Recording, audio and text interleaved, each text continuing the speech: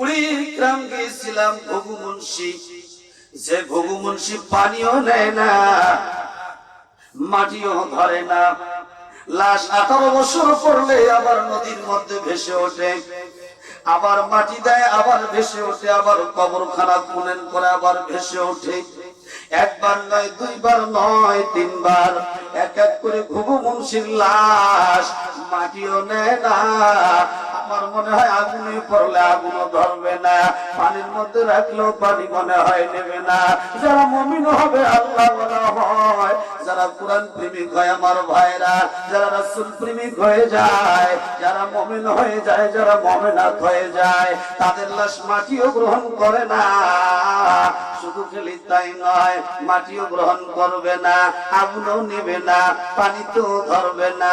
উহুদের ময়দানে আমি 18 সালে গিয়েছিলাম। 18 সালে উহুদের ময়দানে হজে যাওয়ার সময় দুইজন ব্যক্তির লাশ উহুদের ময়দানে আছে। একজনের নাম হলো আমির হামজা নবীর চাচা, আর একজনের নাম হলো সেই স্ত্রীর সঙ্গে সহবাস করে এসে উহুদের ময়দানে জীবন দিয়েছেন, যার নাম হলো হানজালা রাদিয়াল্লাহু তাআলা আনহু। এখনো দুটি লাশ ওই উহুদের পাহাড়ের মধ্যে আছে। হাজিরা মাঝে মাঝে উহুদ পাহাড় জিহাদ শেষ, 72 জন শহীদ হয়ে গেছে, জিহাদ চলে, সব লাশ নিয়ে আসতে চাচ্ছে।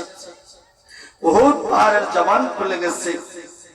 আল্লাহর নবীর উহুদ পাহাড় বলে, উহুদ বলে, উহুদ বলে আল্লাহর নবী, ও আল্লাহর পয়গম্বর, ও আল্লাহর নবী রাহমাতুল লিল আলামিন, আপনি সব লাশগুলো নিয়ে যাবেন, কিন্তু দুটি লাশ আমি নিয়ে যাইতে দিব না।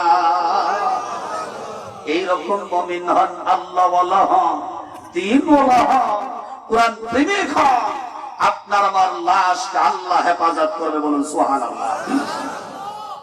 ভাইরা আমার, উহুদের ময়দানে নবী আমার বলে, কে কার লাশ তুমি চাও, কার লাশ চাও?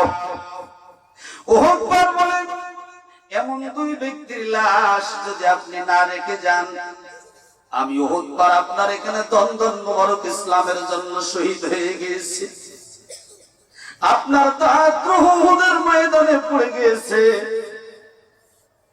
ও আল্লাহর নবী রাহমাতুল লিল আলামিন, আপনাকে আমি বলতেছি, দুইজনের লাশ যদি আমার এখানে রেখে যান, যত হাজিরা, যত আপনার উম্মতরা পৃথিবী থেকে মক্কা মদিনা জিয়ারত করার জন্য আসবে, আপনার রওজা জিয়ারত করার জন্য আসবে, আপনাকে দেখার জন্য আসবে, আপনার কাবা ঘর আল্লাহর তওয়াফ করার জন্য আসবে, তারা মদিনায় আসবেন, আপনার রওজা জিয়ারত করবেন, রওজা জিয়ারত করে তারা উহুদের ময়দানে আসবেন। কেন?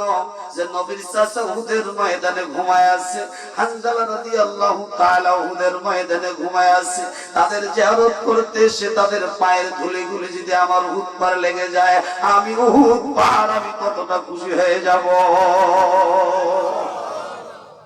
ভাইরা আমার, এক একটা করে লাশের এক একটা করে মর্তবা আল্লাহ দিয়েছেন, এক একজন নবী রাসূলের এক একটা করে মর্তবা দিয়েছেন। জোরে বলুন সুবহানাল্লাহ, আরো জোরে বলুন সুবহানাল্লাহ।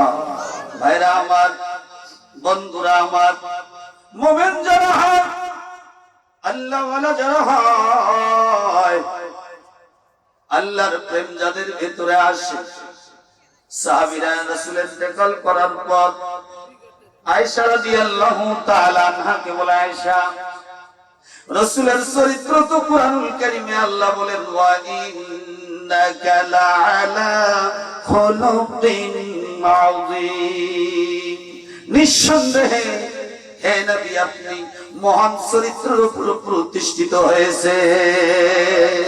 মারহাবা বলেন না, মারহাবা, আরো জোরে মারহাবা।